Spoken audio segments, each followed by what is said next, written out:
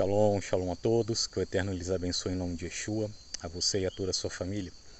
Shavuot, boa semana a todos vocês, apesar que hoje já é terça-feira, mas que o Eterno possa continuar nos cobrindo com a sua proteção e com as suas bênçãos materiais e principalmente espirituais.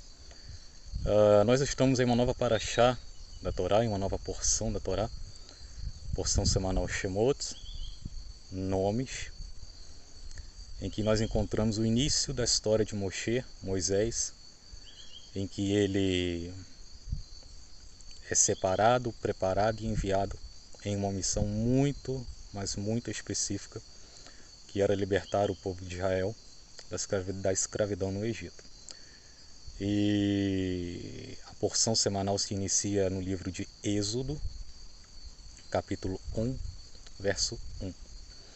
Eu quero compartilhar com vocês 3 pontos de extrema importância na porção semanal, na porção dessa semana, na escritura, na Torá, de forma bem rápida.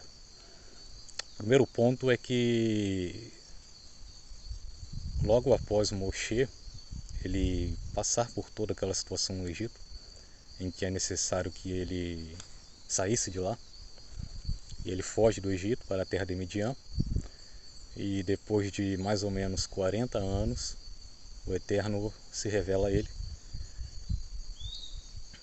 para levá-lo de volta ao Egito e, através dele, libertar o povo de Israel da escravidão que eles estavam sofrendo lá.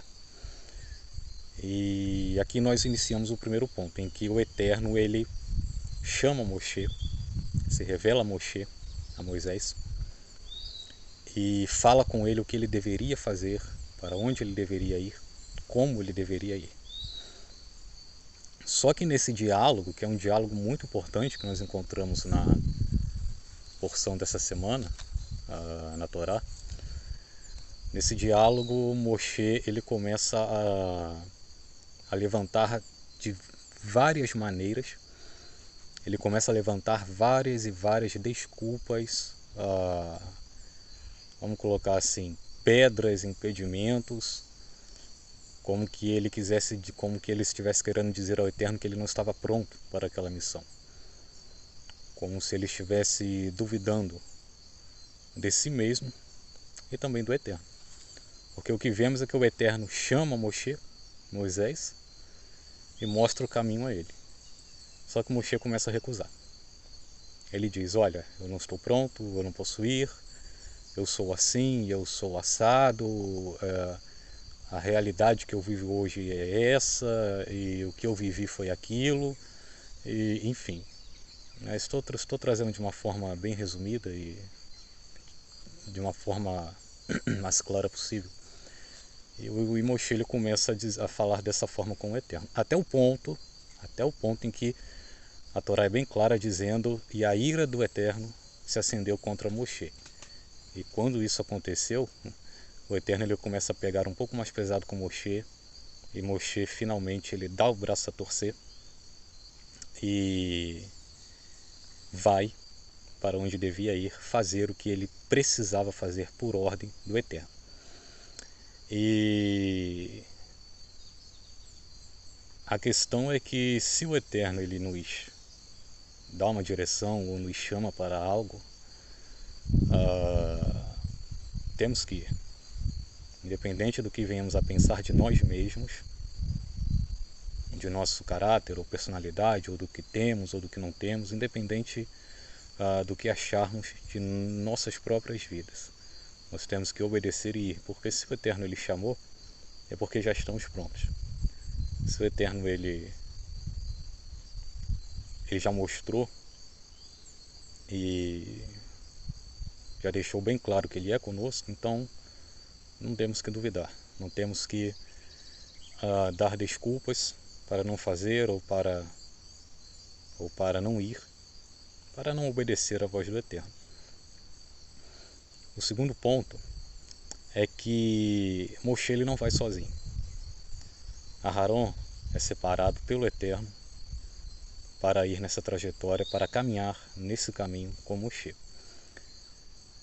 o que Moshe ele recebe Aharon de bom grado, e nós vemos durante a história que Aharon ele sempre esteve ali junto com Moshe na missão dele. Moisés, era para Aharon como um Elohim. O que é um Elohim? Um representante direto do Eterno. Moshe era um representante direto do Eterno com relação a Aharon, e Aharon era o servo direto de Moshe. O Eterno falava a Moshe, Moshe falava a Aharon, e Aharon transmitia as palavras a Faraó. Essa era a hierarquia, a ordem. E o que aprendemos com isso é que nem sempre vamos embarcar em uma trajetória ou em uma missão específica sozinhos. Em muitos dos casos, o Eterno ele coloca uma ou mais pessoas em nossas vidas para que caminhem com a gente, para que nos ajude, para que compartilhe desse momento de nossas vidas, ou de um momento específico, ou da vida por completo. Só temos que entender o que o Eterno está fazendo. Nesse caso, o Aharon ele foi com Moshe até o fim, até o dia em que ele veio a falecer. Não foi só por um momento, não, foi por vários e vários anos de caminhada, de convivência, porque o Eterno ele determinou isso. E terceiro ponto é que Moshe, quando ele chega no Egito e ele se apresenta a Faraó pela primeira vez, as coisas ficam muito mais difíceis para o povo de Israel. Moshe ele tem todo um diálogo ali com o Faraó, e depois desse diálogo, o Faraó começa a dizer que o povo de Israel estava muito ocioso, e ele decide não dar mais palha para o povo, para que o povo pudesse fazer tijolos para Faraó, dizendo que o povo deveria procurar por si mesmos, aonde pudesse encontrar, e a conta dos tijolos, a tarefa de cada dia não se diminuiria. Eles dariam conta dos tijolos todos os dias, como quando tinham palha. Recebiam palha de Faraó para fazer os tijolos. Isso tornou o trabalho muito mais difícil. E depois de 2 dias em que a nação de Israel, o povo, não conseguiu terminar a tarefa do dia, né, os oficiais que foram colocados sobre a nação, sobre o povo de Israel, os oficiais, os líderes judeus, porque a hierarquia tinha os servos, os oficiais de Faraó, egípcios. Esses oficiais colocaram outros líderes ou oficiais judeus sobre a nação de Israel, e os oficiais egípcios chicoteavam os oficiais judeus, e os oficiais judeus apertavam, né, os servos menores, né, que eram seus irmãos. Essa era a hierarquia. Então esses oficiais judeus eles são chamados à presença de Faraó e são indagados: por que vocês não terminaram a tarefa? E eles dizem: olha, você está tratando os seus servos mal. Por quê? Por que você trata os seus servos assim? Não temos palha, não temos material para fazer. Mesmo assim, o Senhor continua nos mandando fazer tijolos. Não estamos conseguindo. Só que Faraó, sem misericórdia alguma, ele diz: olha, vocês vão continuar, eu vou continuar não dando palha para vocês, mas eu quero que vocês terminem a tarefa do dia. Tudo isso aconteceu depois que Moshe ele se apresentou a Faraó pela primeira vez. E quando esses oficiais saem da presença de Faraó, eles encontram com Moshe e Aharon e indagam eles: olha, o Eterno julgue, o Eterno veja isso, porque por culpa de vocês o nosso trabalho na nossa vida está muito mais difícil. E nisso Moshe ele indaga ao Eterno da seguinte forma: soberano poderoso, por que me enviaste? Por que eu estou aqui? Porque desde que eu me apresentei a Faraó, o Eterno não tem livrado esse povo, os meus irmãos, de maneira nenhuma.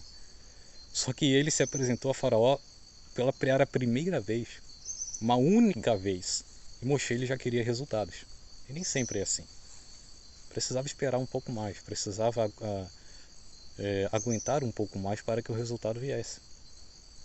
Só que Moshe ele não compreendeu isso. Ele queria resultados imediatos. Ele queria uma coisa já para agora. E essa não foi a única vez, mais para frente na história vemos que ele indaga ao Eterno algumas vezes com relação a isso. Por que o Eterno ainda não livrou esse povo? Por que, meu soberano poderoso? E o Eterno sempre, com toda a paciência, com todo o amor, respondia às indagações de Moshe dizendo: ainda não é a hora. Isso não está literalmente escrito na Torá, tá? É o que entendemos na história mediante o que está escrito. E o Eterno deixava isso claro a Moshe.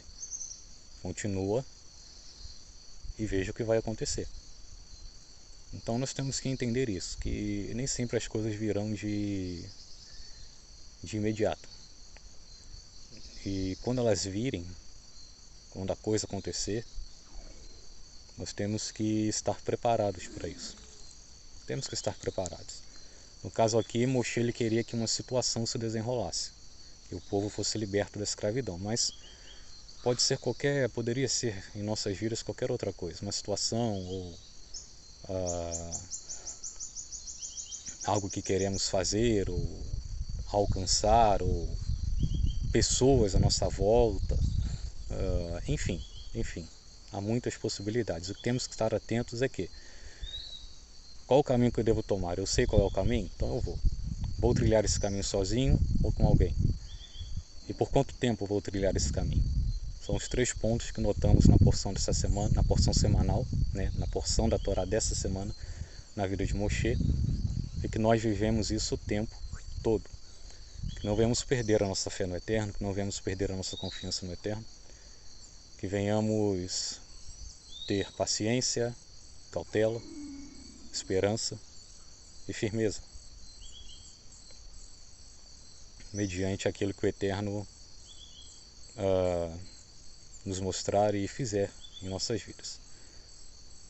Que Ele possa lhes abençoar em nome de Yeshua e que vocês tenham um ótimo dia.